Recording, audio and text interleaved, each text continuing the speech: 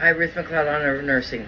You know, being a nurse for so long, I see these lulls and nurses in their careers where they get really discouraged or want to leave it altogether.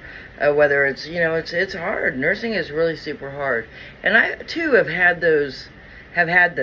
But you know, dialysis, coming back to it to end my career really helped me because it wasn't killing my body, and I like acute dialysis because people are very ill, and so like it's a very cerebral sport almost, and it's very autonomous, and it works out good for me, and I like being at night and doing it, and you know, so that works for me. But I've had periods in my career where like I felt like, man, I wanted to do something else, or I didn't feel fulfilled. So I encourage you tonight to keep on looking and to find your spot, and do not leave this field, because A, we need you for sure, and B, like, man, there's some super smart kids out there. I walk around and I think, man, you guys are way better than I was at that age, at that spot. I don't know if our training's better or if the kids are just smarter, or probably a mixture of the both. But like, I also hear these same really smart kids talking about, like, you know, trashing the field or wanting to leave it. And I beckon you to not do that. Like, switch fields, like find something else. Try and remember what it was that like sparked that interest to do this.